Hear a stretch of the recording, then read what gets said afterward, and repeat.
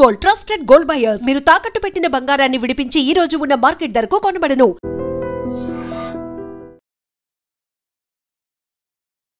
Cinema theatres ఇవి actually entertainment కి అడ్డాగా ఉండే సినిమా థియేటర్స్ ఈ మధ్య కాలంలో పెద్దగా దాన్ని ఏమంటారు మల్టీప్లెక్స్లు చేసి ఒక్కొక్క టికెట్ ధర 500 600 ఇక మీ ఇష్టం ఎంత అంటే అంత పెట్టి వసూలు చేస్తున్నారు. అసలు సినిమా థియేటర్లకే జనాలు పోతలేరు సినిమా చూడడానికి అంటే ఈ టికెట్ల ధరలు చూసిన తర్వాత ఇక సామాన్యుడైతే వెళ్ళే పరిస్థితి లేదు. ఎందుకంటే పిల్లలతోని పోదాము అంటే మినిమం ఒక 2000 3000 అయితే కానీ నలుగురు ఫ్యామిలీ మెంబర్స్ సినిమా చూడలేనటువంటి సిచ్యువేషన్. ఎందుకంటే టికెట్ ధర అటు పోని ఆడ మంచిగా ఇట్లా రకరకాల తినుబండారాలు ఉంటాయి.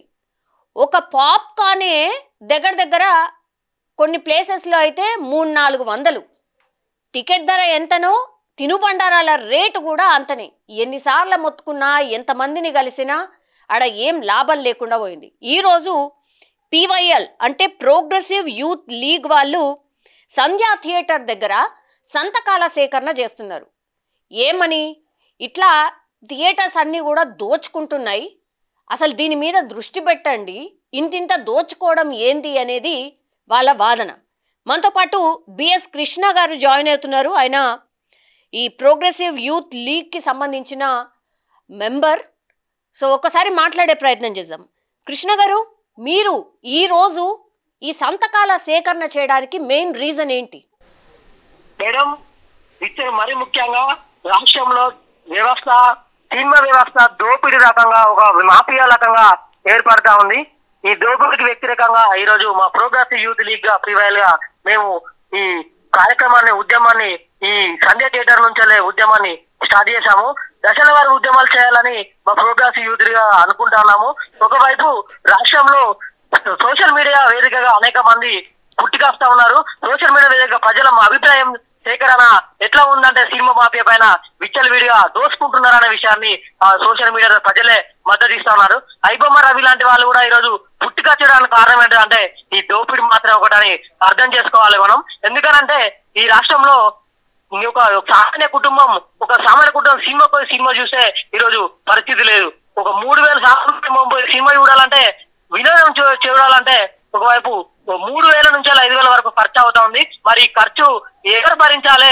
ఈ ప్రభుత్వాలు ఎందుకోసం? ఒకవైపు ఇక్కడ అర్థం చేసుకున్నట్లయితే పుష్పఘటన చూసుకున్న తర్వాత ప్రభుత్వమే చెప్పింది ఏకంగా ప్రీమియం షోలు కానీ టికెట్లు రేట్లు కానీ అసెంబ్లీ సాక్షిగా రేవంత్ గారు చెప్పారు. అసెంబ్లీ సాక్షిగా మేము చెప్తా ఉన్నాము, టికెట్లు రేంజ్ పెంచాం, ప్రీమియం షోలు వేయమని అన్నారు. ఈ ప్రభుత్వమే మళ్ళీ వాళ్ళకే వత్తు పలుకుతూ సినిమా మాఫియాకి దోపియాకు మద్దతు ఇస్తున్నటువంటి ఈ రేవంత్ ప్రభుత్వం ఇక్కడ స్పష్టంగా అర్థమవుతుంది. అందుకే మా ఉద్యమాన్ని ఈ రోజు ఈ సంధ్య థియేటర్ నుండి మొదలుకున్నాం. ప్రతిరోజు మేము ఈ రోజు నుండి మొదలుకొని సినిమా థియేటర్ లో ఉన్నటువంటి చిన్న దోపిడీ, ముఖ్యంగా చిన్న పాప్కార్న్ నుండి 10 రూపాయల పాప్కార్న్ 500-1000 రూపాయలు పెట్టాల్సిన అవసరం ఉంది. కాబట్టి మేము ఒకటే అడుగుతా ఉన్న ప్రభుత్వాన్ని, ఇప్పటికైనా కళ్ళు తెరవండి, ఆ సినిమా మాఫియాకు దోపిడికి మద్దతుగా ఉండకండి.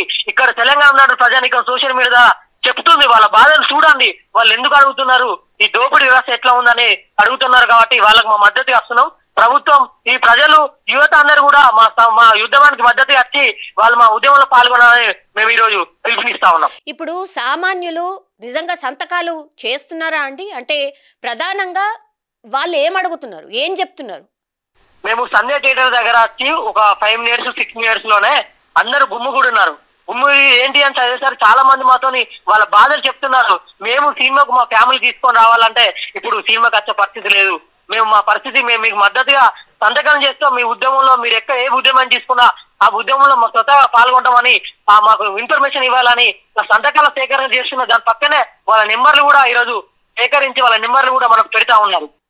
ఓకే, ఇప్పుడు మరి సంధ్యా థియేటర్ యాజమాన్యం లోపలికి ఎలో చేసిందా మిమ్మల్ని అట్లా సంతకాల సేకరణ చేస్తుంటే? మేము ఆల్రెడీ చొచ్చుకొని వెళ్ళిపోయినాం. మమ్మల్ని పైన కొంచెం అంటే మా పైన దాడి చేయడం కూడా ప్రయత్నం చేశారు. దొబ్బులు అటు రిట్నూకారు. ఆ సంతకాల సేకరణ చేసినటువంటి దాన్ని కూడా తీసి పక్కన పడేశారు. కాబట్టి మేము ఎట్లయినా మేము చేస్తామని ప్రజాభిప్రాయ సేకరణ చేసుకుంటామని ఇప్పుడు ప్రజాభిప్రాయ సేకరణ కూడా నడుస్తా ఉంది. ఆల్రెడీ మేము లైవ్ లో ఉన్నాం. ప్రజా సేకరణలో ప్రజలందరూ కూడా మాకు మద్దతు ఇస్తా ఉన్నారు. చిక్కడపల్లి సిఐ గారు, ఎస్ఐ గారు, వీళ్ళందరూ కూడా వస్తారు. వాళ్ళకు కూడా మేము ఒకటే చెప్పాము. ఇప్పుడు వాళ్ళు కూడా పోలీసు బెటాలియన్ దించి ఇక్కడ మాకు అడ్డుకోవడానికి ప్రయత్నం చేస్తా ఉన్నారు. ఈ సంతకాలు సేకరించిన తర్వాత ఏం చేయబోతున్నారు, అంటే నెక్స్ట్ స్టెప్ ఏంది? మేము ఇంకో కొన్ని రోజుల వరకు అన్ని థియేటర్లో ప్రయత్నాలు చేసి సర్వేలు చేసి ఈ సర్వేలన్నీ కూడా దిల్ రాజు గారు కానీ లేదంటే సర్జనార్ గారు మొన్న ఐబొమ్మ రవికి మద్దతు ఇస్తాడు సైజన గారు, మరి ప్రజలు ఇంత ఘోరం అడుగుతున్నారు, మరి మీరు మాట్లాడదా? సర్జనార్ గారు కూడా కలుస్తాం, అలా దిల్ రాజు గారికి మంచి వాళ్ళ ఫ్యామిలీ కూడా కలుస్తాం, కలిసి ఇక్కడ ఉన్నటువంటి సమస్యలు మా అసోసియేషన్ ప్రెసిడెంట్ గారు కూడా కలుస్తాం. ఇంతమంది ప్రజలు ఇంత సహకారం అడుగుతారు, ఇంతమంది మద్దతు ఇచ్చారు, వీళ్ళు అడుగుతున్నారు, సంతకాలు కూడా పెట్టారు, మరి మీరేమంటారు? ఇంకా ఇలాగనే టికెట్ల రేట్లు పెంచుతారా? ఆ తినుబండరాగల రేట్లు పెంచుతారా? ఈ పార్కింగ్ దోపిడీ ఏంటి? అసలు ఫ్రీ పార్కింగ్ ఇవ్వాల్సిన పార్కింగ్ కనీసం ఫ్రీ పార్కింగ్ ఇవ్వకుండా దోపిడీ చేస్తూ 30 రూపాయలు 50 రూపాయలు వసూలు చేస్తా ఉన్నారు. ఇదేంటి అని మేము మళ్ళీ ఉద్యమాలు అడుగుతాం. వాళ్ళు వినకపోతే ఫిలిం ఛాంబర్ ముట్టడి చేస్తాం, లేదంటే అసోసియేషన్ ప్రెసిడెంట్ ఛాంబర్ ముట్టడి చేస్తాం, కోమటిరెడ్డి వెంకటరెడ్డి గారు కలుస్తాం. వాళ్ళు వినకపోతే ప్రభుత్వాన్ని కూడా బుద్ధి చెప్పని ద్వారా మా ఉద్యమం ఆగదని ఈ ఐబొమ్మ ద్వారా మేము పిలుపునిస్తా ఉన్నాం. ఇప్పుడు ఐబొమ్మ రవి చేసింది కరెక్ట్ అంటున్నారా అండి? మీ అభిప్రాయం ఏంది? మా అభిప్రాయం తను చేసింది కరెక్ట్ అని మేము అనట్లేదు, తను చేసింది తప్పే. కానీ ఆ తప్పు ఎందుకు దేని వల్ల చేయాల్సి వచ్చింది అనేది మనం ఆలోచించాల్సిన అవసరం ఉండదు. ఎందుకు వస్తానంటే ప్రజలు ఆలోచించి చెప్తా ఉన్నారు ఒక సోషల్ మీడియా ద్వారా, తను మా పేద ప్రజలకు సామాన్య ప్రజలకు తన దేవుడు అని మొక్కుతా ఉన్నారు. ఎందుకు మొక్కుతున్నారు? ఈ రోజు మీరు ఈ దోపిడీ చేస్తున్నారు కాబట్టి కదా వాళ్ళు మొక్కేది. కాబట్టి వాళ్ళు అడుగుతున్నారు అంటే తను చేసింది తప్పే కావచ్చు, సరే కానీ తను చేసింది కాబట్టి తప్పని కూడా ప్రజలు నిజం వాళ్ళు అమ్ముతున్నారు కదా, నిజం చెప్తున్నారు. ఐబొమ్మ గారి ఒక దేవుడు అంటున్నారు కదా, కాబట్టి కాదండి. అసలు సినిమా చూడ్డానికి థియేటర్ కి ప్రజలు వస్తున్నారా?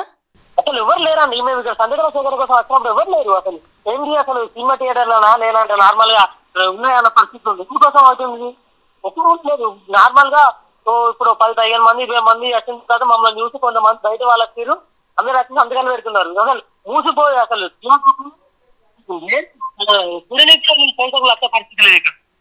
యా, థ్యాంక్ యూ అండి, అండ్ ఆల్ ది బెస్ట్. ఒక మంచి కార్యక్రమమే తలపెట్టినరు. ఐ థింక్ సామాన్యుల నుంచి కూడా మీకు మద్దతు డెఫినెట్లీ ఉండే ఉంటుంది.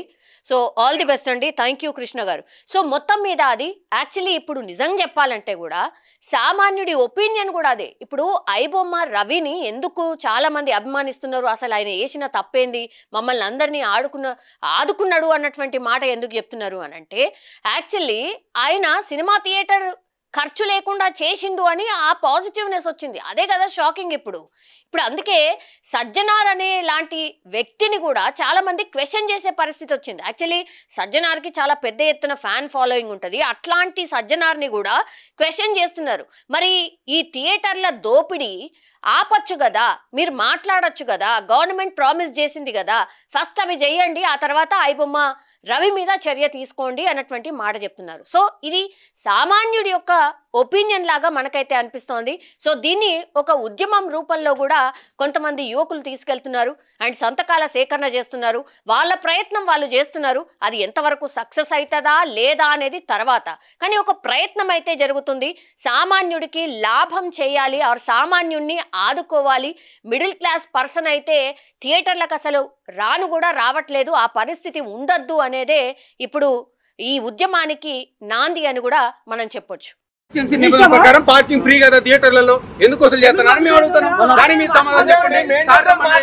రమ్మని మరి సార్ ఏడికే వచ్చిన రోడ్డు మీద లేక థియేటర్కే వచ్చినాం కదా, థియేటర్కే వచ్చినాం కదా, మేము థియేటర్కే రమ్మనండి. రమ్మనండి సార్, రమ్మనండి. మేము ఆడిపోతాం.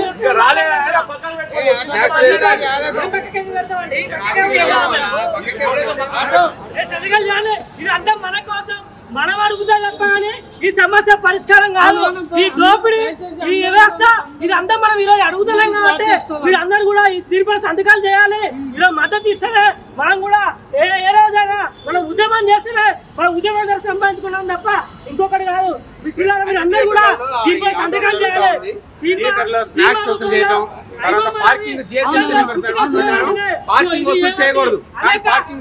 దోపిడీ చేస్తా ఉన్నారు ఈ సినిమా వ్యవస్థ అంతా, ఈ వ్యవస్థ కాబట్టి వీళ్ళకి వ్యతిరేకంగా మనందరం కూడా ఇక్కడ సంతకాలు చేయాలి అని మిమ్మల్ని అందరూ మేము సంతకాలు చేయాలి. మా యూత్ ఆర్గనైజేషన్ గా ఈరోజు సంతకాలు చేయడానికి వస్తాం.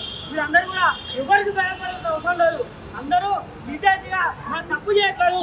మనం కోరుతున్నాం ఈ సినిమా టికెట్లు కానీ లోపల అనేక రకాల అక్కడ ఉన్నటువంటి పాప్కార్న్ కానీ చిన్న థమ్స్అప్ కూడా వందలాది వేలాది రూపాయలతో ఇక్కడ ఈరోజు చేస్తా ఉన్నారు. అనేక దోపిడీ చేస్తా ఉన్నారు, వసూలు చేస్తున్నారు. కాబట్టి దీనిపైన మీరు అందరూ కూడా సంతకం పెట్టారు కదా, నిజంగానే సినిమా టికెట్ల రేట్లు సామాన్య మానవుడికి అందలేకుండా ఉన్నాయా?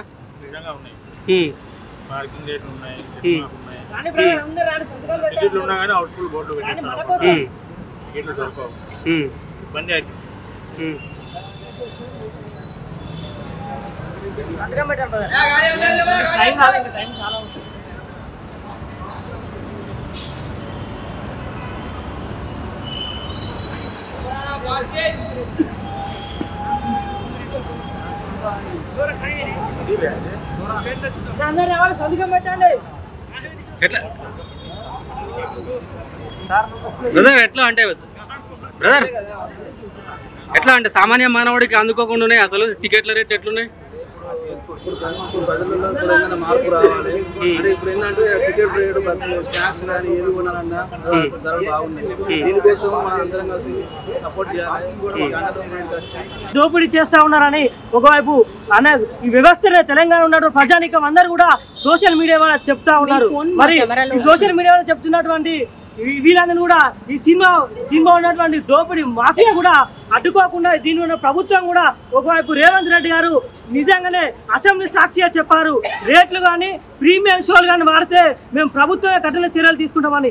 అదే ప్రభుత్వం రేవంత్ ప్రభుత్వం ఈరోజు మళ్ళీ సినిమాకు టికెట్లు పెట్టుకోవడానికి లేదంటే అక్కడ ఉన్నటువంటి తినుబండ రేట్లు చిన్న పాప్కార్న్కు 10 రూపాయలు బయట ఉంటే ఇక్కడ ఉన్నటువంటి పాప్కార్న్కు 1000 రూపాయలు 500 రూపాయలు చేస్తూ ఉన్నారు. మరి ఇంకా కూల్ డ్రింక్ 10 రూపాయలు 20 రూపాయల కూల్ డ్రింక్ ఇప్పుడు 300-400 రూపాయలు పెట్టి ఇదే సినిమా థియేటర్లో కొనాల్సిన అవసరం ఉంది.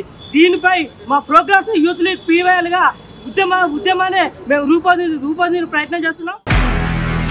నిజంగా ప్రస్తుతం ఉన్నటువంటి సమాజం దేనికి ప్రయారిటీ ఇస్తుంది? ఆర్థిక సంబంధాల చుట్టూ మాత్రమే తిరుగుతుంది. మళ్ళీ ఎన్నికలంగానే చాలా విరక్తి కలుగుతాం. మంచి అనిపిస్తుంది కదా, లేడీస్ కూడా ఛాలెంజింగ్ జాబ్స్ చేసినప్పుడు చాలా బాగుంటది. ట్రాఫిక్ అసిస్టెంట్స్ గా నియమించిన ట్రాన్స్జెండర్స్ అందరితో సాల్యూట్ చేయించుకుంటున్నారు. ఫుడ్ డెలివరీ ఇవ్వటానికి వెళ్ళినటువంటి డెలివరీ బాయ్ అనిల్ పై కళ్ళ ముందు